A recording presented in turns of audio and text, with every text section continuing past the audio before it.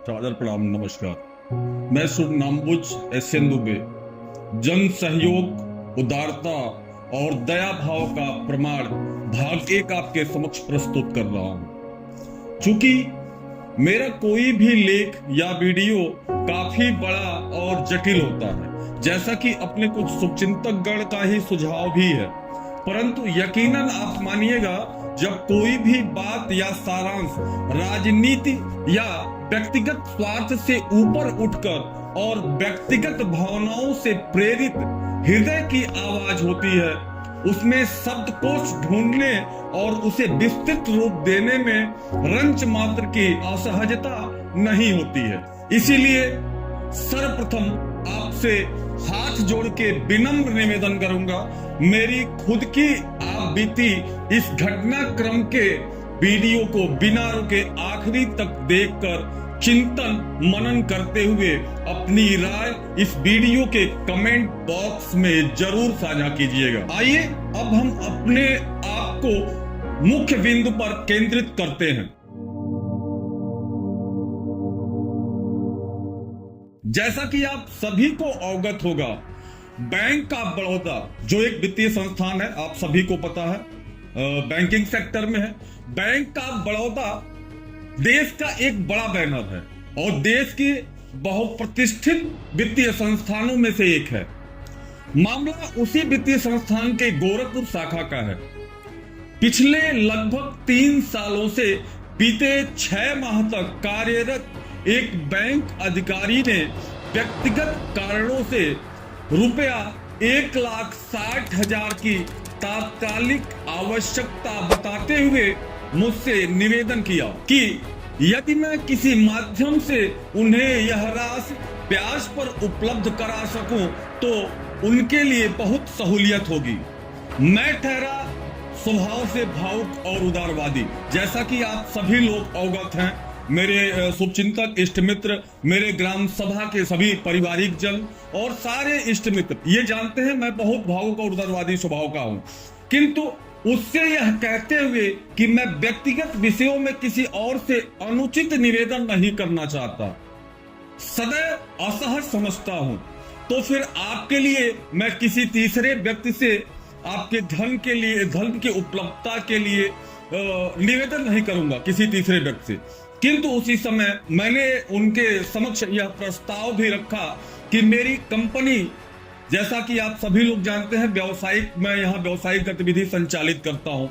मेरी company Shiva power solution का cash credit खाता आपके ही बैंक में संचालित होता है, जिसमें इस समय कुछ धनराशि उपलब्ध है। यदि आप चाहें तो आपकी आवश्यकता अनुसार उक्त राशि आपको 2 माह की अवधि के लिए बिना किसी ब्याज के सहयोग स्वरूप दे सकता हूँ, जो समय सीमा के भीतर लौटाना सुनिश्चित कीजिएगा। इस प्रकार आपसी सहमति से मैंने उक्त अधिकारी को रुपया 1,60,000 की धनराशि 2 माह के उधार स्वरूप दे दिया। परंतु समय का प्रवाह और टलती वापसी प्रारंभिक 1-2 माह तक मुझे किसी प्रकार की आर्थिक कठिनाई नहीं हुई, क्योंकि व्यापार प्रगति पर था। अतः मैंने भी उनसे बार बार धन वापसी का आग्रह नहीं किया।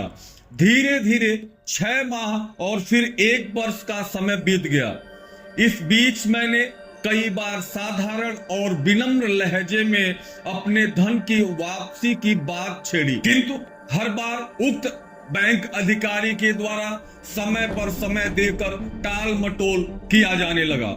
इसी दौरान वर्ष 2024 में मेरे टाटा मोटर्स साइलेंट जनरेटर के व्यवसाय से जुड़े नए सरकारी नियम लागू हुए, जिसके कारण, चूंकि जब नया रूल्स आया, नया नियम सरकार का आया, उस नियम को धरातल पे लाने के लिए कंपनियों को काफी व्यय करना पड़ा व्यवसाय में।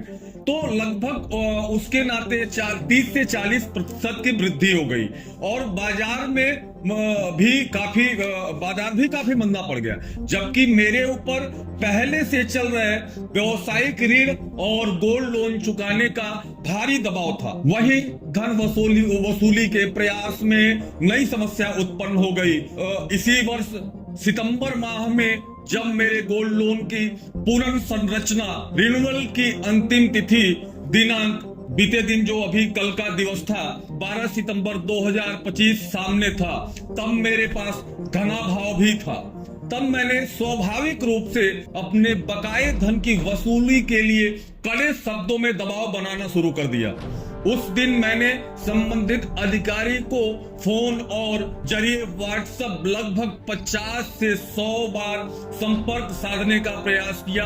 कुछ बार वार्ता हो भी पाई, कुछ बार उनके द्वारा हमारा फोन नहीं उठाया गया।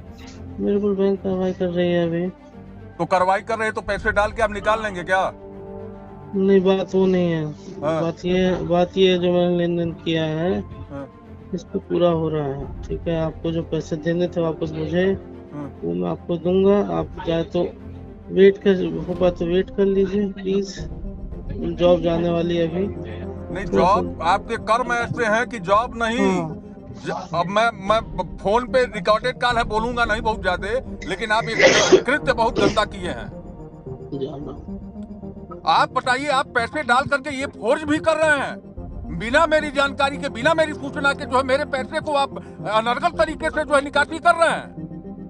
गलती हुई है भैया, बहुत बड़ी गलती। आप गलती पे गलती करते जा रहे हैं, फोर्ज कर रहे हैं। ये तो आप 419-20 के भी दायरे में आ गया। जी भैया, आपने जो गुनाह किया वो तो किया ही, आप 419-20 के दायरे में बकायदा आ गए हैं। मैं आ रहा हूँ मिलने के लिए, जो भी है। जैसे हमारी चीजें कैसे रिजॉल्व होगी ये बताइए, हमारी चीजें कैसे रिजॉल्व होगी? मैं पागल बन के फिरूं आपके चक्कर में? नहीं। मेरे पास जब तक व्यवस्थाएं थी तब तक मैंने आपको बहुत प्रेशर क्रिएट नहीं किया, लेकिन अब मेरे ऊपर खुद जब प्रेशर पड़ेगा, बताइए कौन ऐसा धर्मात्मा होगा जो छोड़ेगा? और ऊपर से आप फोर्ज किए हमारे साथ। नहीं कर रहा हूँ, पैसे मांग के आपको भेज रहा हूँ। ठीक है, मैं पैसे मांग के भेजता हूँ। शाम को लगभग 4:30 बजे के आसपास उन्होंने मेरे बैंक खाते में रुपया 1 लाख स्थानांतरित किया। तत्पश्चात मैं तुरंत अपनी बैंक शाखा जाकर अपने गोल्ड लोन, जो घर की कुछ ज्वेलरी सबके घर होती है, ज्वेलरी पे मैंने लोन लिया था, गोल्ड लोन के निपटान हेतु आवश्यक प्रक्रिया पूरी की। किंतु तभी अप्रत्याशित घटना घटी, बिल्कुल अप्रत्याशित। बैंक की एक महिला अधिकारी ने मुझे सूचित किया कि मेरे खाते में आए हुए धन रुपया 1 लाख को 4 बार में 25-25 हजार करके निकासी हो चुकी है। यह जानकर मैं हृदय की आवाज आपको साझा कर रहा हूं, मैं बिल्कुल स्तब्ध रह गया, क्योंकि बड़ी पुरानी कहावत है, जथा नाम तथा गुण। तो मेरे जो स्वभाव है, मेरा जो चरित्र है, मैं इन चीजों से बिल्कुल परे हूं और काफी मैं स्तब्ध हुआ और यह सोचा कि यह विश्वासघात और अस्वीकारोक्ति का मामला समझ में आया। और कुछ समय बाद जब मैंने संबंधित अधिकारी से दूरभाष पर इस विषय में प्रश्न किया तो उन्होंने धीमी और टूटी आवाज में स्वीकार किया। उनका शब्द था, भैया मुझसे भारी गलती हो गई। बैंक मेरे कृत्य उजागर कर मुझे नौकरी से निकालने और जेल भेजने की तैयारी में जुट गया है। चूंकि इन बातों से मैं पहले अवगत नहीं था, मैं साधारण रूप से किसी की मुसीबत में मैंने धन से मदद किया था जो मेरी क्षमता में था। भैया आप परेशान मत होइए, मैं आपका धन अवश्य लौटा दूंगा। जिससे उनकी इस स्वीकारोक्ति के बाद मेरा हृदय द्रवित हो उठा। बड़ी जाहिर सी बात है, अगर कोई पीड़ित व्यक्ति बेशक वो लाख गुनाह करके आया हो, हत्याएं करके आया हो, लूट करके आया हो, लेकिन अगर अपना रोना रो देगा तो मन द्रवित हो जाता है। तब मैंने आंतरिक स्तब्धता और मानवता का निर्णय लेते हुए बैंक शाखा में और जानकारी प्राप्त की तो पता चला कि उक्त बैंक अधिकारी के द्वारा परसों से लगभग 35 से 36 लाख रुपए की बैंक राशि तथा अन्य ग्राहकों से 15 से 20 लाख रुपए की धोखाधड़ी का मामला सामने आया, जिसके खिलाफ मैं चाहता तो अपने पत्रकारिता के प्रभाव से इस पूरी घोटाले का बड़ा खुलासा कर सकता था। यहाँ तक कि इसी आधार पर बैंक से किसी बड़े आर्थिक सौदे की संभावनाएं भी बना सकता था, व्यक्तिगत अपने स्वार्थ, अपने हित के लिए। परंतु मेरे अंतर्मन ने ऐसा करने की अनुमति नहीं दी। मैंने सोचा इतने गुनाह करने के बाद भी यदि कोई व्यक्ति रोते गिड़गिड़ाते हुए अपने अपराध को स्वीकार करता है तो शायद उसके जीवन में यह उसकी सबसे बड़ी सजा है। इसलिए मैंने न तो बैंक में औपचारिक शिकायत की और न ही मीडिया के माध्यम से उसे उजागर करने का काम किया, बल्कि उसकी मुसीबत, घबराहट और पीड़ा वही समाप्त नहीं हुई। सायं लगभग 8:30 बजे के आसपास मेरे घर वापसी के पश्चात वह अधिकारी पुनः दूरभाष के माध्यम से मुझे संपर्क साधने का प्रयास करता है और मुझसे वार्ता के उपरांत फूट फूट कर बिलखने लगता है, विनती करने लगता है, भैया मुझ पर कोई कार्रवाई मत कीजिएगा, मैं बहुत बुरी तरह फंस गया हूँ, लेकिन आपका पैसा अवश्य लौटा दूंगा। उसकी विवशता और पीड़ा देखकर मेरा हृदय पिघल गया। मैं भी भावुक होकर रो पड़ा और भारी स्वर में उत्तर दिया, भाई साहब मेरे पैसे को लेकर आप तनिक भी चिंतित मत होइएगा। आज के बाद मैं आपसे अपने पैसे की वापसी की कोई बात नहीं करूंगा।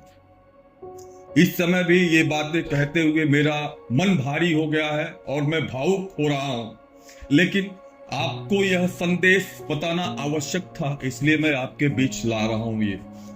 मैं यह मान लूंगा कि मेरे रुपए 1,60,000 या तो कहीं चोरी हो गए या गिर गए अथवा मेरे भाग्य में ही नहीं थे, लेकिन आज के बाद आपसे मैं नहीं मांगूंगा।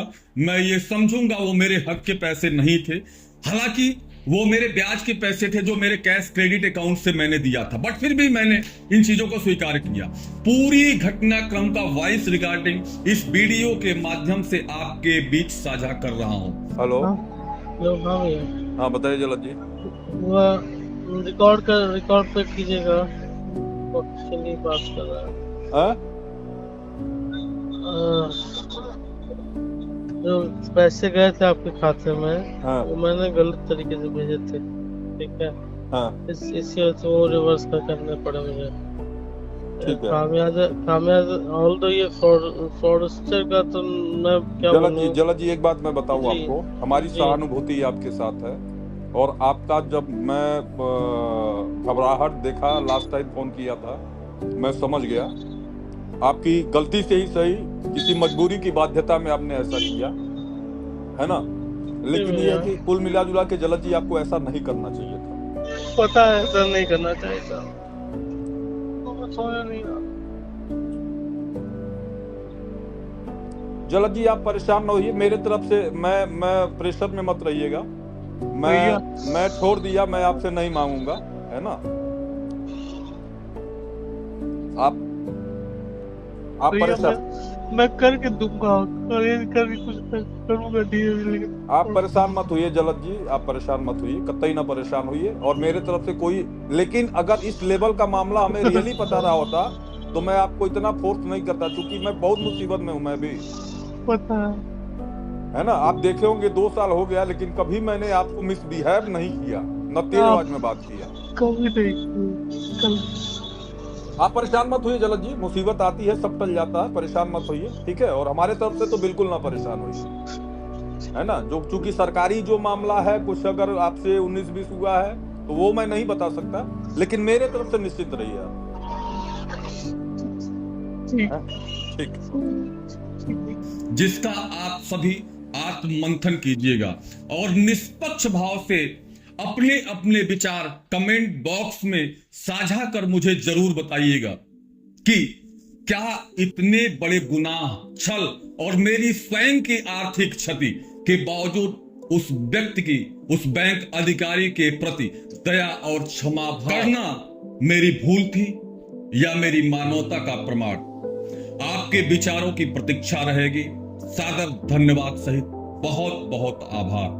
आपका अपना SN सूर्यनामबुज दुबे, युवा समाज सेवी, ग्राम सभा झरकटा भदौरा, विकास खंड गोला, चैनल प्रमुख यूपी न्यूज लाइव 24, सच का साथी, वरिष्ठ प्रदेश उपाध्यक्ष पूर्वांचल पत्रकार एसोसिएशन उत्तर प्रदेश व व्यावसायिक रूप से अधिकृत विक्रेता zone Gorakhpur, Tata motors silent gensets Rishabh power solutions limited Uttar Pradesh. सादर धन्यवाद, बहुत बहुत आभार।